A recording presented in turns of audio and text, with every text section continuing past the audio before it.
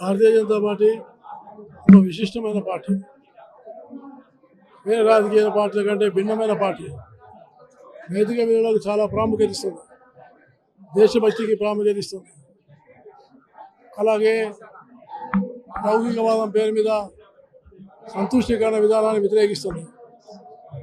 అలాంటి నిస్వార్థపరమైనటువంటి సైద్ధాంతికమైన భావాలున్న కార్యకర్తలే భారతీయ జనతా పార్టీ సంఘటన నిర్మాణం చేస్తున్నారు.